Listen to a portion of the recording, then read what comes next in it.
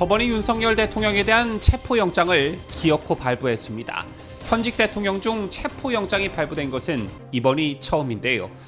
공수처와 경찰 국가수사본부 그리고 국방부 조사본부로 구성된 공조수사본부, 이를 줄여 공조부는 지난 30일 0시 서울 서부지방법원에 윤 대통령에 대한 체포영장을 청구했다고 밝혔습니다. 공조부는 체포영장에 내란 우두머리 그리고 직권남용 혐의를 적시했는데요. 또 한남동 대통령 관저에 대한 수색영장도 함께 청구했습니다. 관저를 수색해 윤 대통령을 체포하겠다는 취지인데 영장을 발부한 판사는 누구인지, 또 실제 윤석열 대통령에 대한 체포는 가능한지 잠시 후 상세히 따져봅니다.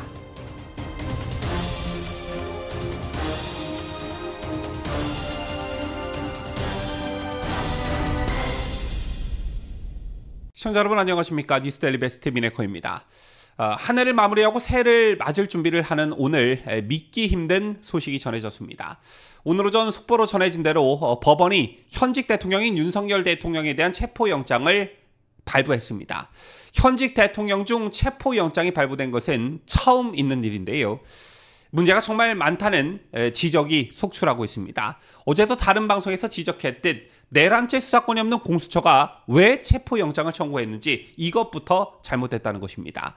수사권이 없으면 수사 자체를 할 수 없는 것이고, 체포영장이든 구속영장이든 철구할 수 없는 것은 꼭 대단한 법조인이 아니더라도 일반적 상식이라고 할 수 있겠는데요. 자, 오늘 김종민 변호사가 이런 비유를 들었더군요.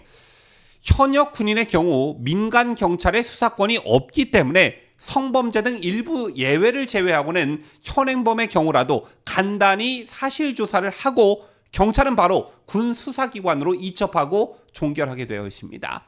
수사 관할이 없는데 체포, 구속 등 수사를 하고 기소 단계에서 관할 군 수사기관으로 이첩하는 사례는 없고, 자, 이는 명확한 위법 수사라는 것입니다. 따라서 이런 맥락에서 내란죄 수사권이 없는 공수처가 윤석열 대통령의 출석 그리고 수사를 고집하는 이유를 상식적으로 이해하기 어렵다라는 것입니다. 여러분께서 잘 아시다시피 공수처는 내란죄 수사권이 없지만 경찰에게는 있습니다. 따라서 굳이 윤석열 대통령을 수사에 체포 구속하려면 경찰이 하면 되는 것인데, 경찰이 내란죄 수사를 하지 않고 수사권이 없는 공수처가 체포영장을 청구한 이유가 무엇이고 또 어디에 근거를 둔 짓거리냐라는 것이지요. 자, 이것에 대한 답을 김종민 변호사는 검찰 때문이라고 지적하고 있었는데요. 일반적 경우라면 경찰이 검찰에 체포영장을 신청해 검찰이 법원에 체포영장을 청구하는 게 일반적이라고 할 수 있는데, 자, 이 같은 일반적인 절차를 회피하고 있다는 것입니다. 헌법과 형소법이 규정하는 형사사법 절차를 거부하고 있는 것인데, 대신 공수처와 공조본이라는 이름으로 사실상 경찰이 수사를 하고 공수처가 영장을 청구하는 편법을 쓰고 있다는 것입니다. 그런데 이건 명백한 헌법과 형사소송법 위반이라는 것이 김 변호사의 지적인 것입니다. 자, 그리고 또 따져봐야 할 부분이 더 있는데요. 공수처가 서울 서부지법에 체포영장을 청구한 것도 심각한 문제가 있다는 지적이 여러 곳에서 나오고 있습니다. 자, 이른바 판사 쇼핑을 대놓고 했다는 비판이 제기되고 있는 것인데요. 자, 일단 공수처법은 제1심 재판 관할은 서울중앙지법으로 한다. 단 범죄지, 증거소재지, 피고인의 특별한 사정을 고려해 형사소송법 규정, 즉 피고인의 주거지, 현재지에 따를 수 있다라고 규정하고 있습니다. 이에 따라 공수처는 지금까지 한 번도 예외 없이 서울중앙지법에 구속영장이나 압수수색영장을 청구한 것으로 알려져 있는데요. 자, 그런데 다른 사람도 아니고 현직 대통령에 대한 체포영장을 서울 서부지법에 청구한 것은 있을 수 없는 일이라는 것이지요. 제 같은 지적의 공수처는 피의자의 주거지 및 범죄지가 용산 대통령실이라는 이유로 용산을 관할하는 서부지법에 관할이 있다고 주장하지만 이건 그야말로 꼼수라는 것입니다. 민주당이 헌법재판관으로 추천한 2명이 서부지법원장 정계선, 서부지법 부장판사 40여기 있는 법원이라는 이유 때문이라는 것입니다. 그리고 결국 영장 발부 판사의 이력을 좀 살펴보니 서울 서부지방법원 이순영 판사, 그리고 출신 지역을 보니 전북 전북 무주가 고향이었습니다. 전라도 무주가 고향이었습니다. 출신 지역을 가지고 비판을 하기 싫어도 바로 이런 부분들 때문에 어쩔 수 없이 말이 나오게 되고 비판의 소재가 되는 게 아닌가, 이런 생각을, 이런 비판을 어쩔 수 없이 하게 만드는 것 같습니다. 어쨌든 자, 이러한 점을 지적한 김종민 변호사는 결론적으로 경찰이 검찰을 우회하면서 공수처를 이용해 윤석열 수사의 주도권을 잡겠다, 윤석열 수사는 반드시 경찰 손으로 직접 하겠다는 뜻으로 밖에 해석되지 않는다라고 했습니다.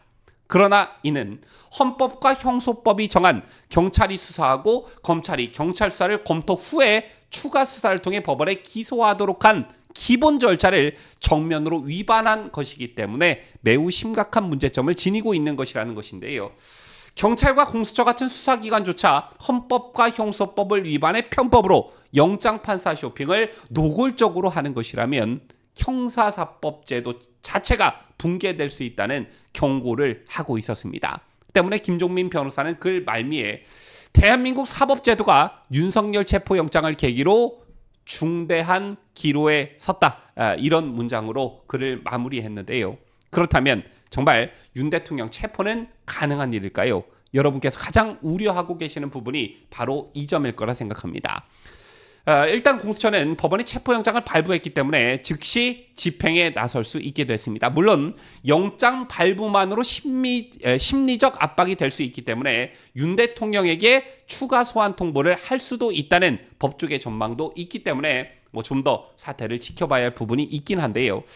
앞서 오동훈 공수처장은 국회에서 대통령 경호처가 영장 집행을 방해하면 특수공무집행 방해와 직권남용죄가 성립할 수 있다는 공문을 보내겠다고 했지만 경호처가 체포영장 집행을 막아선다면 공수처가 물리적 충돌까지 감수하기는 현실적으로 쉽지 않다는 해석이 지배적입니다. 물론 현직 대통령은 아니지만 과거 사례가 몇 차례 있었는데, 실제 지난 2004년 한화갑 전 민주당 대표는 10억 원대 불법 정치자금 수수 혐의로 구속영장이 발부됐지만 지지자 200여 명이 당사 입구를 막고 영장 집행을 막아서는 바람에 검찰은 결국 불구속 기소하는 선에서 물러선 바 있고요.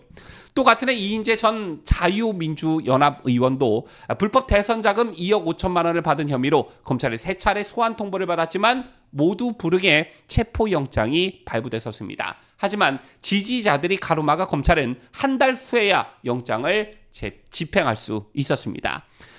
따라서 공수처 또한 윤 대통령이 체포영장 집행에 계속 불응할 경우 물리력을 쓰지는 못할 것이다. 체포에 실패하면 조사 없이 검찰의 사건을 그냥 넘겨버릴 수도 있다는 전망이 그래서 나오고 있습니다. 왜냐하면 거듭 설명드리지만 공수처는 공수처법상 판검사, 경무관 이상 경찰 공무원의 부패 범죄 등에 대해서만 수사와 기소 모두를 할 수 있고 다른 고위공직자 범죄는 수사만 할 수 있게 되어 있기 때문입니다. 대통령도 마찬가지로 기소권이 없기 때문이죠. 어쨌든 여러분께서도 애타는 마음으로, 정말 간절한 애타는 마음으로 한남동 대통령 관저 앞을 지키고 있는 애국 시민들의 집회 현장을 유튜브 등을 통해 지켜보고 계실 거라 생각합니다. 정말 이 추운 겨울 아스팔트에서 대통령을 지키기 위해 저지선을 구축하고 계신 애국 시민들을 볼 때면 저 또한 눈시울이 붉어지는데요.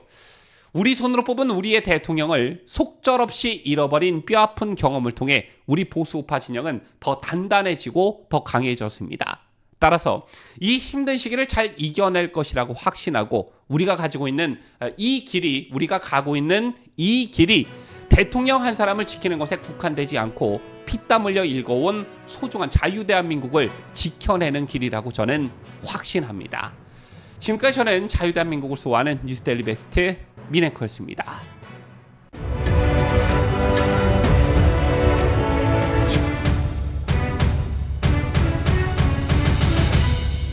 함께해요. 뉴스데일리 베스트.